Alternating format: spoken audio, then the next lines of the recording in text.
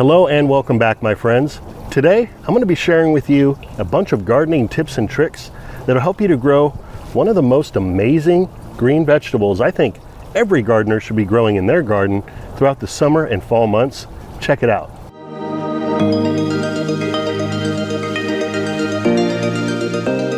So right here we've got a few small pots growing none other than the wonderful Malabar spinach plant known botanically as Basella alba.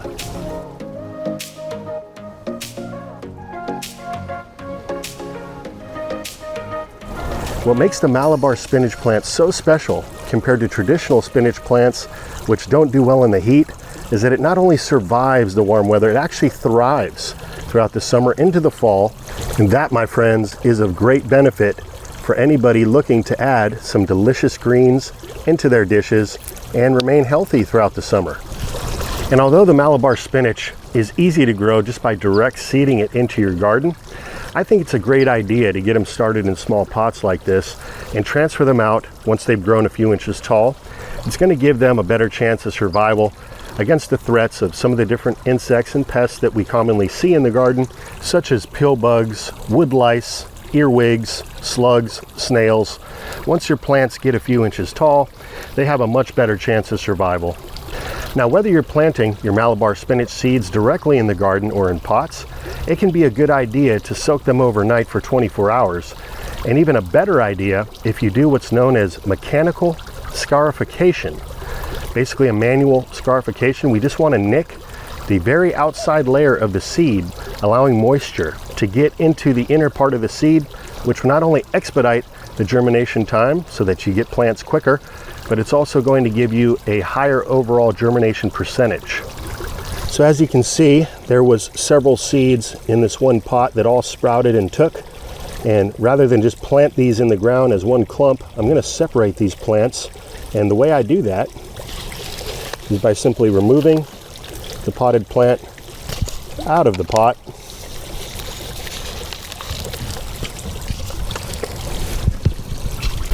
And then using a soft blast of water, I remove all the soil from the root mass.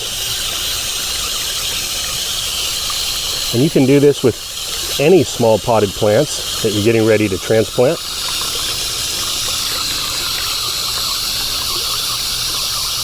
And we will ever so gently finesse these roots apart.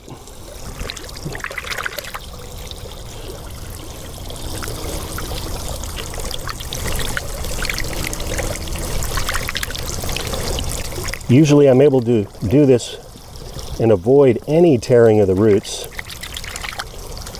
A little tearing will be okay, but it's really not necessary.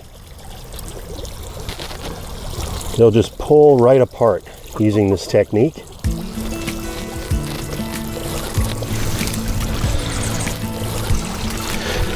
Hey.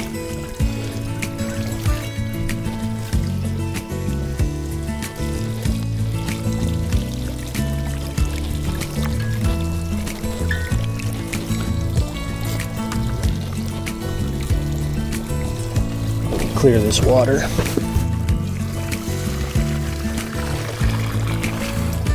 And it's just that easy. So if you're buying potted plants at your local nursery, look for pots with several plants in them and you can easily separate them and get more bang for your buck. Now let's go get these in the ground.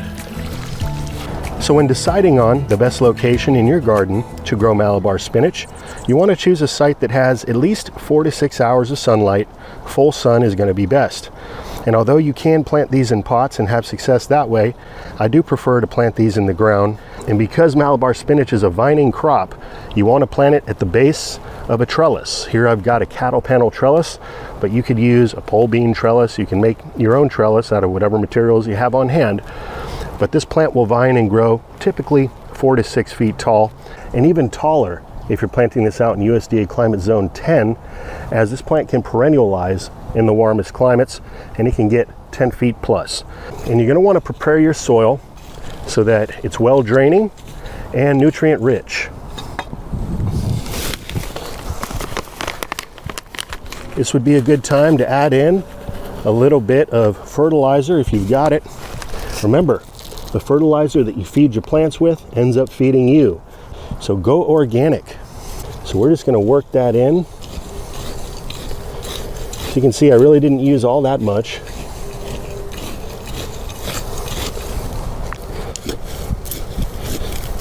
And we'll just plug our plants in. Because it's a vining crop, you can get away with planting these very close together, but 4 to 6 inches is best.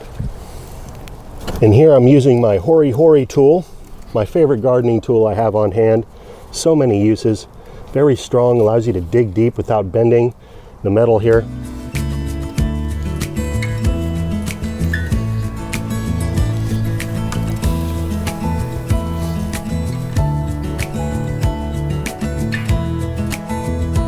And you may have noticed that this area of the garden is in shade right now. That's because we're in the latter part of the day, entering into the evening. That's the best time, in my opinion, to transplant your plants versus in the morning time, as it's going to give them a period of time to settle in overnight before the next day's sunshine comes in. And you may want to even put a little bit of shade cloth over this for a few days, which is what I'm going to do since we've got some hot days ahead of us. So both the leaves and the shoots of the plants are edible. They can be eaten raw, they can be steamed, cooked, boiled, and the flavor is quite mild. It has a slight peppery, citrusy zing to it. And it's also quite mucilaginous, which is great if you're cooking a super stew and you want to thicken it up a bit. Just throw a handful of these leaves in there and it will change the consistency from watery to slightly thick. Looky here, we've got a nice Armenian cucumber growing up the trellis there. We've got some expired snap peas as well.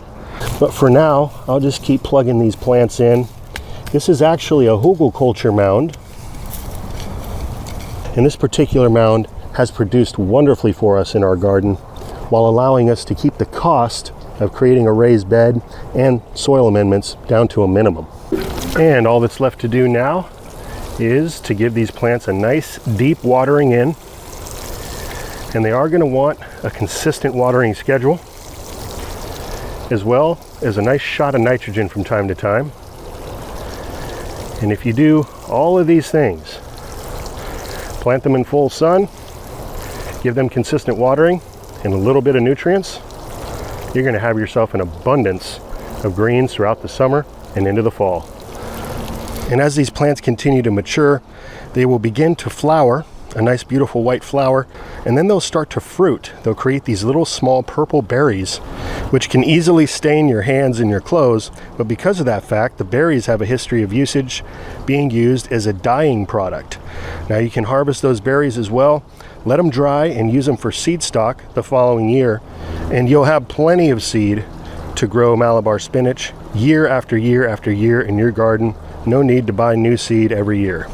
Well, my friends, that's going to wrap up this episode. If you're looking for other warm weather greens that you can grow as well, you might want to look into longevity spinach. Known botanically as 𝗙𝗍𝗃 procumbens, this is another warm weather leafy green vegetable. Again, every gardener should be growing this in their garden. And check down below in the description box, I'll drop some links to some other videos I made specifically on this plant, which is growing in nothing more than a cardboard box lined with a contractor bag, and then a couple sandbags as wicking pots. It just doesn't get any easier than that. And you harvest some leaves off of this plant every day, eat them raw, throw them into a smoothie, a salad, or steam or boil them up, add them into a super stew. And both the Malabar spinach and the longevity spinach are easily propagated from cutting as well. So with that, I want to thank you all for watching. Have yourself a great rest of the night. Until next time, this is Dan from plantabundance.com. Take care. I'll be talking to you again soon.